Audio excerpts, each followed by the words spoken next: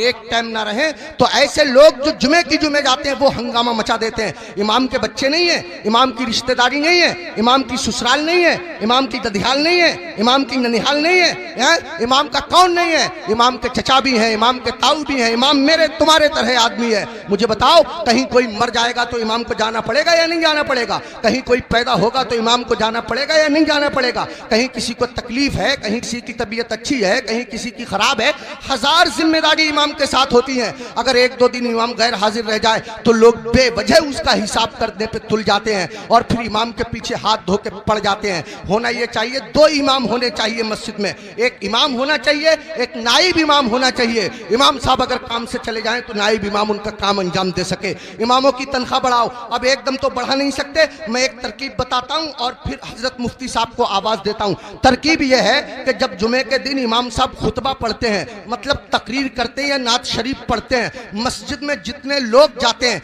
अगर सिर्फ 10-10 रुपए से इमाम साहब का मुसाफा कर देंगे तो कसम खुदा की आपके पास से 10 रुपए जाएंगे, मेरी मस्जिद के इमाम साहब के पास हजारों रुपए इकट्ठे हो जाएंगे। इमाम साहब के बच्चे खाएंगे, उनके दिल से दुआ निकलेगी।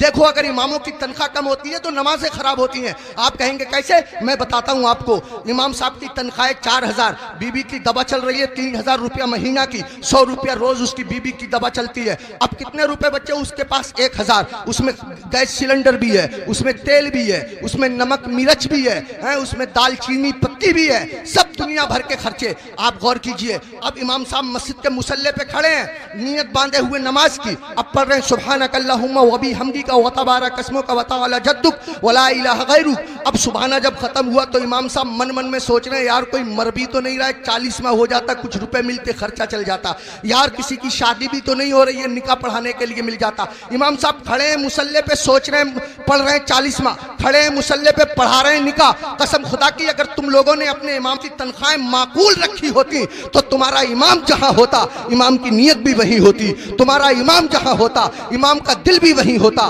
तुम्हारा इमाम जहां होता इमाम का ख्याल भी वही होता। इमामों की तनख्वाहें बढ़ाओ, मिला करो, हर हफ्ते मामूल बना लो। जब तुम कमाते हो, हजारों कमाते हो, मामूल बना लो कि हर महीने मैं इमाम साहब को गौसे आजम की तरफ से 11 रुपए दूंगा या 1100 रुपए दूंगा या 500 रुपए दूंगा। महीने में तुमको तनख्वाह मिले 10,000, महीने में तुमको तनख्वाह मिले 15,000, 8,000, 8,000 में से 100 रुपए चुपके से जाओ इमाम साहब से मुसाफा करके आ जाओ। अगर बस्ती में 100 घर हैं, सबके सब 100-100 रुपए से मुसाफा करेंगे, हिसाब जोड़ आप लेना रुपए कितने हो जाएंगे, इमाम साहब का काम हो जाएगा। मैं कहना ये चाहता हूँ, इतना बड़ा इमाम, कभी तुमने सोचा तुम लोग अपने बिस्तर पे सोते रहते हो फजर की नमाज के वक्त, तुम्हारा इमाम तुम्हारी बस्ती की मस्जिद के मुसल्ले पे बैठ के तुम्हारे लिए दुआ कर रहा होता है, या अल्लाह मेरी बस्ती पे करम फरमा, या अल्लाह इस बस्ती पे रहम फरमा, लोगों के कारोबार में बरकत अता फरमा, इज्जत की हिफाजत फरमा, दौलत की हिफाजत फरमा, आबरू की हिफाजत फरमा। और तुम उसी इमाम के पीछे पड़े रहते हो जो तुम्हारे लिए दुआएं करता रहता है। एक आदमी पड़ा रहता था बहुत इमाम के पीछे, एक दिन पकड़ लिया इमाम साहब ने, अबे फजर की नमाज पढ़ी है? बोला बिल्कुल पढ़ी है। इमाम साहब बोले कै रकअतें पढ़ी है? बोला 10। का फजर में 10 हो गए रे?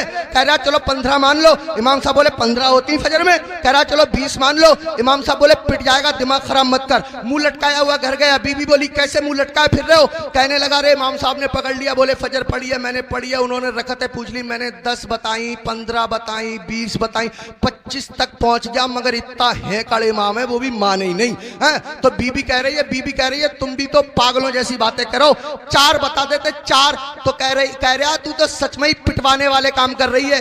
जो इमाम जिद्दी इमाम 25 में ना माना वो 4 में कैसे मान जाएगा?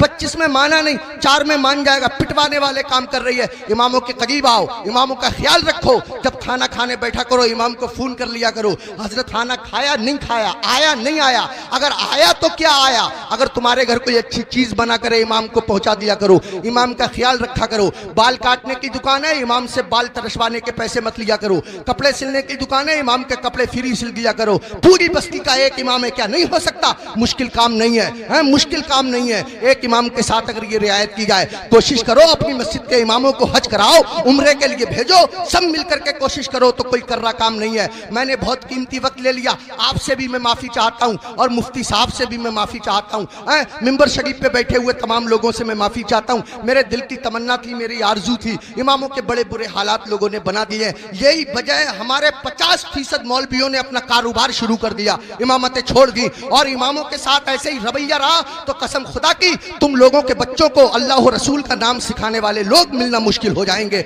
ऐसी हालतें पैदा